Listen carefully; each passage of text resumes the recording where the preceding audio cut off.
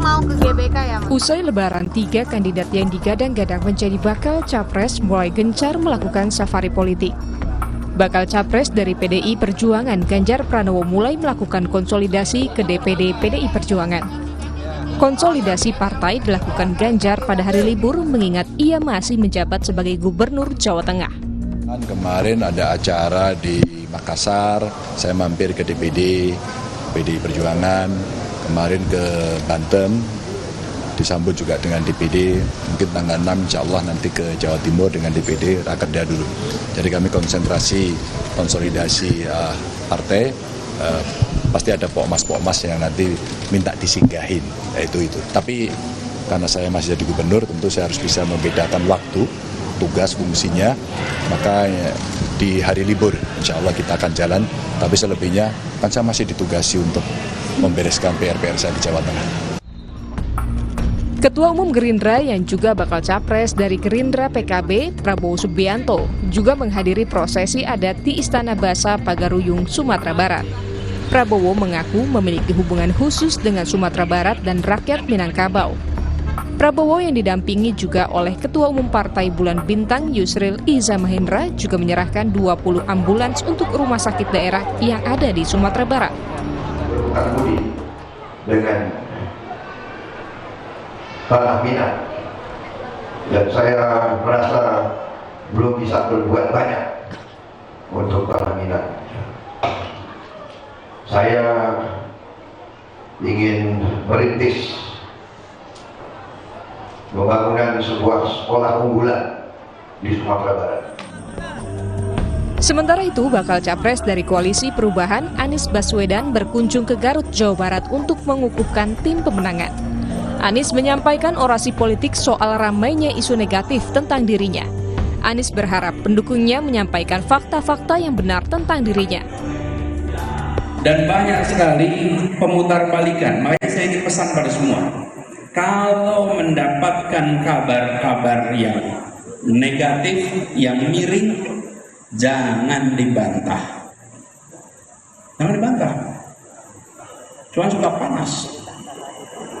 Panasnya panas. Saya yang diomongin nggak panas, jangan panas.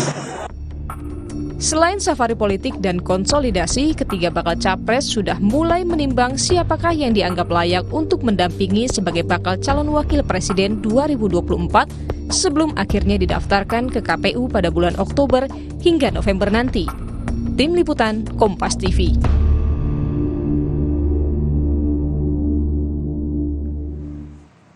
Ya, safari politik dan manuver politik ini gencar dilakukan para kandidat bakal calon presiden dan calon wakil presiden yang digadang-gadang akan bertarung di Pilpres 2024. Sejauh mana saat ini komunikasi politik dan konsolidasi yang dilakukan masing-masing kubu? Pagi ini kita akan bahas dengan sejumlah narasumber. Di antaranya ada anggota Dewan Pembina Partai Gerindra, Bang Andre Rosiade, ada Ketua DPP P3, Bang Ahmad Baidowi, dan juga Direktur Eksekutif dari LSI, Mas Jayadi Hanan. Selamat pagi, Mas Jayadi, Pak Baidowi, dan juga Bang Andre. Selamat pagi. Terima kasih sudah hadir bersama kami. Waalaikumsalam. Kita akan bahas terkait dengan apa yang saat ini kerja-kerja yang dilakukan khususnya para bakal calon presiden ini dan juga nanti perjalanan dalam mencari wakil presidennya. Namun memang hari ini kami belum berhasil mengundang salah satu perwakilan dari partai yang mendukung Pak Anies, tapi nggak apa-apa, nanti mungkin saya lebih ke Pak Mas Jayadi soal ini. Sementara ke Pak Prabowo dan Ganjar tampaknya kita sudah bisa terwakilkan lah dengan bapak-bapak yang hadir di sini. Nah, mungkin saya ke apa yang menjadi kerja-kerja fokus ke depannya dulu nih dari Pak Prabowo. Mungkin Bang Andre, saat ini saya yakin Bang Andre sedang berada di Sumatera Barat. Kemarin kita lihat juga bagaimana langsung aktif sekali di Sumatera Barat sama Pak Prabowo. Fokusnya akan kemana dulu dan terutama pembahasan terkait dengan koalisi nanti, siapa saja yang akan mendukung Pak Prabowo menuju ke Pilpres nanti, apakah masih akan mengejar dalam beberapa bulan ke depan ini, Pak Andre? Ya, yang pertama kalau ditanyakan soal koalisi ya, kami seluruh kader Gerindra sudah memberikan mandat sepenuhnya kepada Pak Prabowo dalam Rapimnas 12 Agustus tahun 2022 untuk menjadi calon presiden Republik Indonesia di tahun 2024 nanti, dan juga memberikan mandat sepenuhnya kepada beliau untuk menentukan siapa cawapresnya dan siapa mitra koalisinya. Jadi kami sami'na wa ata'na, apapun keputusan Pak Prabowo, ya bermitra dengan siapa dan juga menunjuk siapa cawapresnya. Saat ini alhamdulillah Jumat yang lalu terakhir bertemu dengan Gus Muhaimin dan teman-teman PKB, koalisi dalam keadaan solid. Dan Pak Prabowo berserta Gus Muhaimin tetap bersepakat bahwa kalau bisa koalisi kebangkitan Indonesia Raya ini bertambah dengan bergabungnya partai-partai politik yang lain. Nah, ini terus dikomunikasikan. Nah, sedangkan kami, para pendukung beliau, terus bekerja keras, meyakinkan masyarakat, mengajak masyarakat untuk memilih beliau, dan terus menjawab tuduhan maupun fitnah terhadap beliau. Saat ini contohnya saya sebagai kader Partai Gerindra, sebagai kadernya Pak Prabowo, ada di Sumatera Barat, berkeliling Sumatera Barat, menemui ribuan masyarakat Sumatera Barat, sehari bisa 7-8 titik berkeliling menemui dan mengajak masyarakat Sumatera Barat bergabung memilih Pak Prabowo Subianto. Itu yang kita lakukan. Bagaimana meningkatkan elektabilitas, bekerja keras di lapangan, dan juga mengajak seluruh kader dan pendukung Pak Prabowo bukan hanya berkeliling menemui masyarakat, tapi juga aktif secara organik di media sosial. Dan alhamdulillah ini yang mungkin tergambar dalam survei Bang Jayadi Hanan itu, bahwa dari Oktober beliau di nomor 3, mulai November perlahan tapi pasti sampai sekarang beliau trennya naik terus. Pendukung beliau yang sempat lari gara-gara tuduhan fitnah, hoax terhadap beliau itu sudah mulai kembali ya. Tidak lagi ada larinya pendukung Pak Prabowo dari basis 2019, bahkan yang sempat lari sudah mulai kembali. Dan yang ada pun pendukung Pak Jokowi di 2019 juga mulai bergeser ke Pak Prabowo, sehingga alhamdulillah kerja-kerja nyata kami di lapangan maupun di media sosial alhamdulillah sudah mendapatkan tren yang positif, dan insya Allah ini menambah semangat kami untuk bekerja lebih keras lagi, karena kami sangat tahu 2024 krisis di depan mata, ketidakpastian juga di depan mata. Indonesia butuh pemimpin yang kuat dan bisa mempersatukan. Jawabannya hanya satu, Pak Prabowo Subianto. Seperti itu, Mas Timo. Baik, Pak Andre, saya ke Pak Baidowi. Ini menarik kalau dari P3, koalisinya sudah terbentuk, lalu pada saat ada pengumuman khususnya dari PDIP, tampaknya P3 juga mengamini akan mendukung Ganjar Pranowo juga. Nah, apa pengaruhnya terhadap koalisi kalau begitu, Pak Baidowi, dan perbincangan seperti apa yang saat ini ada di tengah koalisi, dan seperti apa juga fokus pergerakan P3 khususnya dalam waktu dekat inilah, karena sudah menyatakan akan mendukung salah satu calon presiden ini. Ya, Koalisi Indonesia Bersatu atau KIB dibentuk setahun yang lalu untuk menjajaki kerjasama politik ketiga partai menghadapi pemilu presiden. Nah, ketika KIB terbentuk, itu disepakati bahwa kita duduk sama tinggi, duduk sama rendah, berdiri sama tinggi. Tidak ada yang mendominasi satu sama lain. Nah, ketika KIB terbentuk, itu baru ada satu bakal capres, yakni namanya Pak Erlangga Hartarto dari Partai Golkar. Sementara PAN dan P3 belum memiliki nama bakal capres. Belakangan memasuki awal 2023 sebelum Ramadan, PAN, sahabat saya, kami PAN, melalui rakernasnya menyebut nama Pak Ganjar Pranowo, meskipun belum diformalkan. Tetapi kan tanda-tanda kawan-kawan PAN memiliki capres kan sudah mulai ada. Kemudian Rapimnas P3 memutuskan Pak Ganjar. Nah, dalam situasi seperti ini maka di KIB setara, kemudian masing-masing partai memiliki bakal capres. Nah, itu kan yang harus dirunut ceritanya supaya tidak seolah-olah divonis P3 meninggalkan KIB. Ini kok kita baru memposisikan sejajar sudah dibilang meninggalkan. Apalagi nanti kita meninggalkan beneran, kan begitu. Nah, kemudian ternyata capres dari P3 itu sama dengan yang diusung oleh PDIP, yakni Pak Ganjar Pranowo. Maka tentunya berdasarkan hasil Rapimnas kemarin, langkah-langkah yang dilakukan oleh P3, pertama berkomunikasi dengan KIB, sudah terjadi, menyampaikan hasil rapimnasnya di KIB bahwa P3 saat ini sudah memiliki capres. Kalau sebelumnya belum ada, hari ini ada. Kemudian minggu kemarin kita berkomunikasi dengan DPP PDIP, dipimpin oleh PLD Ketum, diterima oleh Bu Mega dan jajarannya.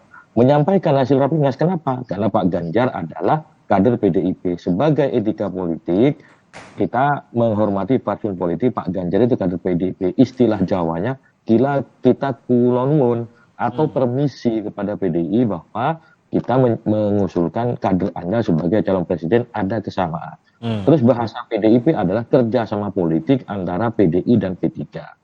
Pertanyaannya kemudian, bagaimana dengan KIB? Sampai saat ini KIB masih berlangsung. Karena pertemuan terakhir kemarin disepakati bahwa kita terus akan melakukan konsolidasi. Maka prediksi kami, kalau ternyata nanti capresnya sama dengan P3, yakni Pak Ganjar Pranowo yang hari ini sebagai Gubernur Jawa Tengah, maka ya kemungkinan besar KIB akan bergabung dengan PDIP menjadi KIB plus. Kalau ternyata capresnya tidak sama, ya mohon maaf, harus berakhir. Tentu karena masuknya dulu bareng-bareng berbaik-baik, maka bubarannya itu juga harus baik-baik. Tapi kita tidak mendahului teman-teman yang lain, silahkan berproses di internalnya untuk menetapkan capresnya masing-masing. Berarti nasib KIB sekarang di tangan Golkar gitu ya, Mas Badowi? Apakah searah dengan PAN dan P3 atau tidak gitu? Ya di tangan bertiga, tidak hanya Golkar. Kalau ternyata tiga-tiganya tidak sama, ya apa boleh buat gitu. Kalau ternyata sama, ya berlanjut ke kerjasama yang berikutnya gitu. Tapi dari awal memang tidak ada komitmen, karena kan tadi seperti yang tadi Anda katakan juga sebenarnya pada saat terbentuk KIB ini baru satu nama nih yang keluar yang kira-kira nanti akan dicalonkan sebagai capres, yaitu Pak Erlangga gitu. Memang tidak ada kesepakatan apapun dari awal harus akan mendukung Pak Erlangga atau ini kita terbentuk bersama-sama untuk mendukung Pak Erlangga sebagai salah satu atau satu-satu yang sudah mengarah ke capres pada saat itu.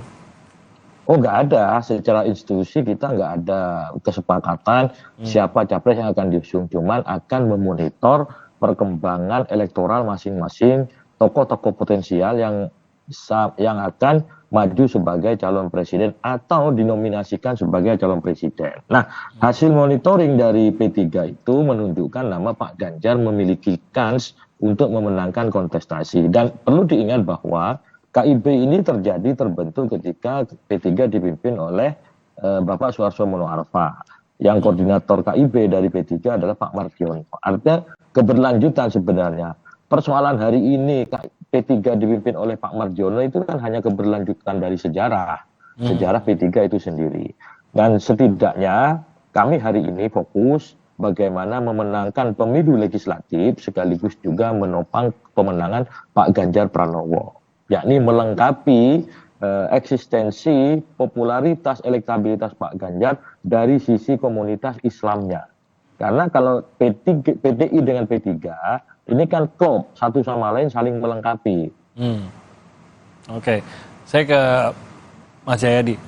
Makin mengerucutnya dan makin mengkristalisasinya dukungan dari partai-partai politik, baik itu koalisi ataupun yang belum terbentuk sebuah koalisi kepada calon presiden atau bakal calon presiden tertentu ini, sebenarnya pendorong utamanya tuh yang Anda lihat Mas Jayadi apakah memang berbeda-beda lah. Kalau misalkan Gerindra, memang Pak Prabowo termasuk yang unggul di dalam survei. Tapi kalau nggak unggul pun rasanya nggak mungkin juga Gerindra tiba-tiba tidak mendukung Pak Prabowo untuk maju sebagai capres gitu. Beda dengan mungkin P3 yang melihat, seperti tadi kata Badowi, memang sambil melihat P3 ini, siapa nama-namanya dan siapa yang bergerak di dalam survei dan mempunyai kans yang lebih besar dan mempunyai kesepahaman yang sama gitu. Lagi-lagi kalau memang kansnya besar tapi nggak cocok kan juga mungkin nggak tiba-tiba didukung juga. Tapi kalau memang cocok dan punya kans yang besar, ini dengan mudah bisa menarik partai-partai yang searah ini untuk langsung menyatakan dukungannya begitu.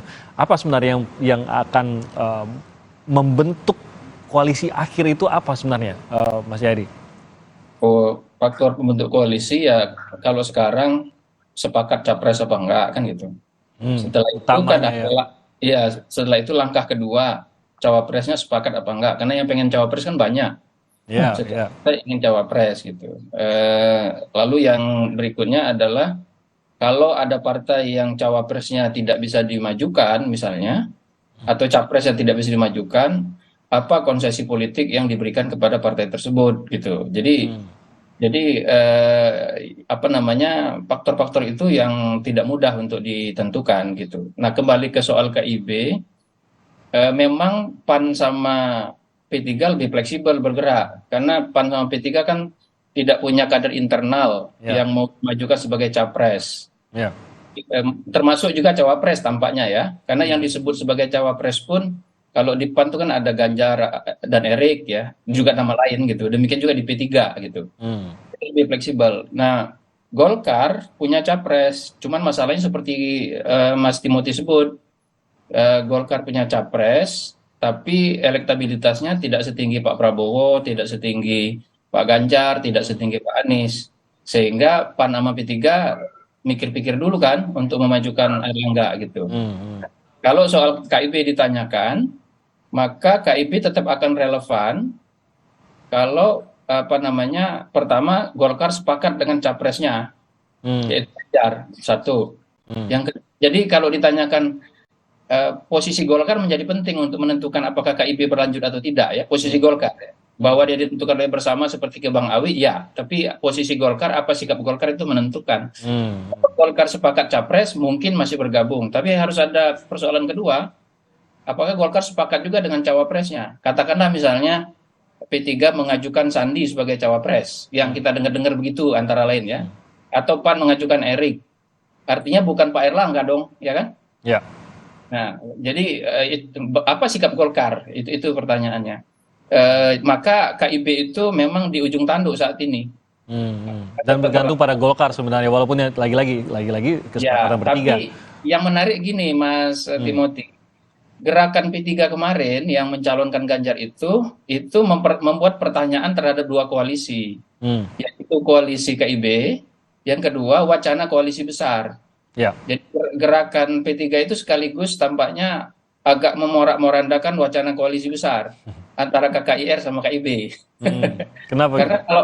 Karena kalau koalisi besar mau terbentuk kan P3 berarti sudah nggak lagi, dengan catatan koalisi besar kan Pak Prabowo capresnya gitu.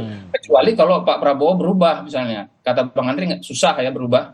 Misalnya tiba-tiba Pak Prabowo jadi cawapres kan susah tuh melihat elektabilitasnya yang cukup tinggi sekarang. Jadi sekali mengayun P3 ini membuat pertanyaan untuk dua koalisi sekaligus gitu. Nah, mungkin benar nggak Bang Andre, jadinya koalisi besar bersama Indonesia Raya ini agak sulit jadinya kalau begini? Kalau Partai Gerindra jelas ya, sikapnya tidak pernah berubah-ubah, konsisten. Kami akan mengantarkan Pak Prabowo menjadi calon presiden. Kalau misalnya, tapi tentu kami sudah bersepakat, Pak Prabowo dan Gus Muhaimin sudah bersepakat bahwa membangun Indonesia itu harus dilakukan secara bersama-sama dengan semangat gotong royong. Apalagi kita tahu Pak Prabowo adalah tokoh pemersatu bangsa yang tidak punya masalah atau handicap dengan partai maupun tokoh yang lain. Pak Prabowo dengan Ibu Mega seperti kakak dan adik, Pak Prabowo dengan Bang Surya juga seperti kakak dan adik, Pak Prabowo dengan Pak Mardiono bosnya Pak K. Awi ini juga baik hubungannya, dengan Pak SBY juga baik. Kalau kedekatan kita nggak ragu lah Bang Andre. Iya, kalau kedekatan kita nggak ragu, tapi seperti kuncinya tadi kata Mas Jayadi, kuncinya adalah siapa capres yang didukung. Sehingga kalau memang dari KIB khususnya tadi dirujuk seperti P3 sudah menunjuk ya capresnya bukan Prabowo, maka ya tidak mungkin juga bersama-sama dengan Gerindra begitu. Ya kami masih optimis karena komunikasi terus berjalan dan berlangsung gitu loh. Bahwasanya insya Allah koalisi kebangkitan Indonesia Raya ini akan bertambah dengan bergabungnya partai yang lain. Tapi ini kan komunikasi masih berjalan, ya biarkanlah pimpinan partai saling berkomunikasi, yang di bawah terus bekerja saja di lapangan supaya kalau Bang Jayadi survei lagi tren terus naik gitu deh Bang. Nah, itu yang paling penting.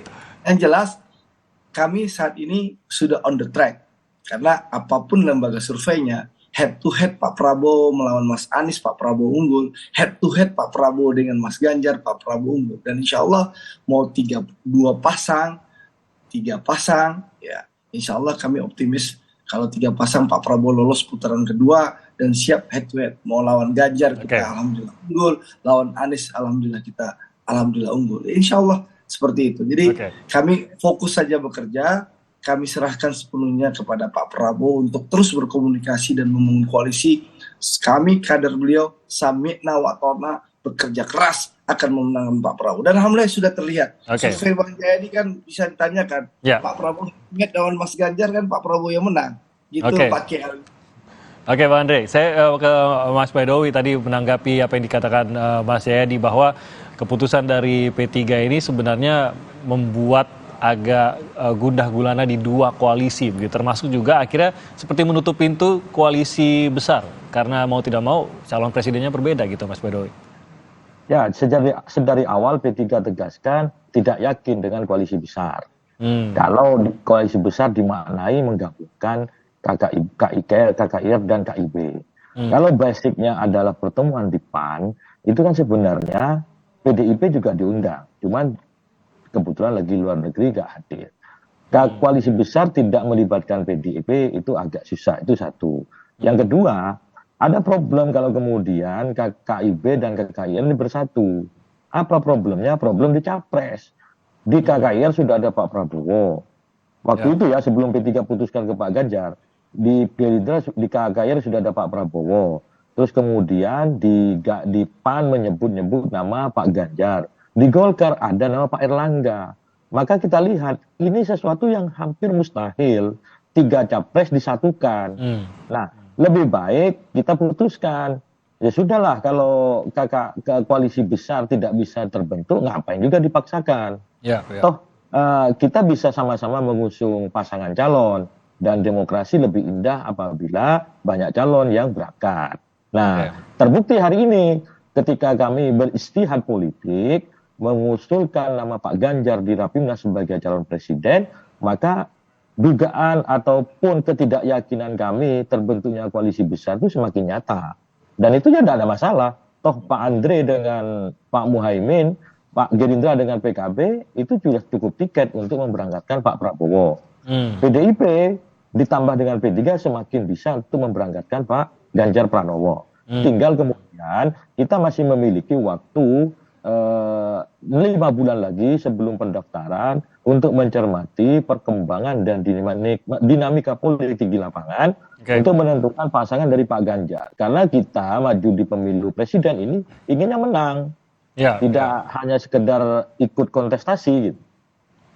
Nah saya ingin kalau begitu sebelum kita masuk nanti ke pemilihan cawapres ya Mas Jayadi, saya ingin tahu berarti kalau patokannya adalah siapa capres yang didukung. Capres dulu lah ya, kalau cawapres nanti mungkin akan bisa berbeda lagi nanti gambarannya. Tapi setidaknya siapa capres yang akan didukung itu nantinya akan membentuk siapa berkoalisi dengan siapa. Kalau sederhananya melihat gitu Mas Jayadi, cukup jelas sekarang dalam arti P3, PAN cukup jelas bisa saja berkoalisi dengan PDI Perjuangan. Ambil contohnya begitu. Sementara PKB masih berkoalisi dengan Gerindra. Tapi sebenarnya yang kita masih tunggu dan masih belum jelas itu betul tidak? Bahwa ya PKB salah satunya karena tampaknya PKB ingin calon wakil presiden, ya jelas lah ya ketua mereka begitu. Namun ini kan belum ada pengumuman ke arah sana. Yang kedua ya Golkar. Sehingga 2 inikah yang masih belum jelas dan sebenarnya secara tradisionalnya apakah bisa terbaca kira-kira mereka akan dukungannya ke arah mana nanti, Mas Edi? Iya betul. Kalau kembali ke soal pertanyaan pertama, capres itu menentukan ya.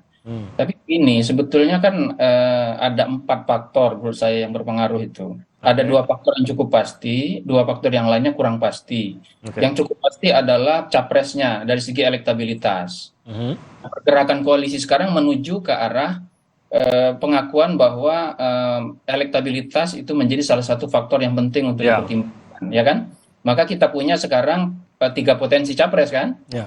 Sesuai dengan hasil-hasil survei, yaitu Pak Prabowo, Pak Ganjar, dan Pak Anies. Kedua tadi yang disebut Mas Awi soal tiket. cukup nggak presidensial threshold-nya. Nah, 2 faktornya udah cukup pasti gitu. Nah, ada 2 faktor lain yang harus dicermati ke depan, yaitu komunikasi tadi yang disebut oleh Bang Andre, yaitu komunikasi antar pimpinan partai, antar partai, gitu. Karena misalnya antar partai ini, terutama yang sekarang bergabung di koalisi pemerintahan Pak Jokowi, itu kan tidak ada hambatan komunikasi satu sama lain sebetulnya kan, baik pimpinannya maupun partainya. Jadi potensi mereka untuk saling membentuk koalisi sebetulnya cukup banyak. Karena cukup banyak, maka tidak mudah untuk tidak mudah untuk menjadi mengkristal. Faktor yang keempat, yang terakhir adalah soal sebetulnya maunya pimpinan partai apa gitu. Nah, itu kan Bang Andri pun kayaknya tidak tahu atau tidak mau menunjukkan maunya Pak Prabowo apa gitu kan. Ada 2 kemungkinan tuh. Bang Andri itu sebetulnya tahu tapi tidak mau mengatakan, atau sebetulnya memang dia belum tahu gitu. Jadi, nah 2 faktor itu harus kita tunggu. Benar nggak Bang Ngeri? Beberapa bulan ke depan ya, sampai hari H. Ada 1 faktor tambahan menurut saya yang membuat kita belum bisa menentukan secara cepat. Masing-masing partai ini, walaupun sekarang sudah terbuka semua siapa capresnya, itu menurut saya tidak akan dengan mudah membuka siapa pasangannya. Karena bisa jadi mereka sudah punya pasangannya, bisa jadi. Misalnya bisa jadi Pak Prabowo itu udah yakin Pak Muhaimin yang jadi cawapres, bisa jadi ya. Tapi itu tidak akan dikatakan sekarang. Kenapa? Karena itu bagian dari strategi. Nah, jadi dengan situasi tidak ada calon yang dominan, baik calon presiden maupun pasangan capres-cawapres, maka lebih baik kalau main catur tidak mengambil beda putih. Tunggu biar orang lain buka langkah duluan baru kita mengantisipasi. Kira-kira itu. Oke, biasanya sih Bang Andre nggak mungkin nggak tahu sih. Cuma memang kalau di depan kamera lebih tidak terbuka. Mungkin nanti diajak ngopi-ngopi dulu mungkin biar dapat gambarannya. Kita jeda sebentar, nanti kita akan masuk kepada calon wakil presiden, bahasanya usai jeda berikut ini. Tetap bersama kami di Sapa Indonesia Pagi.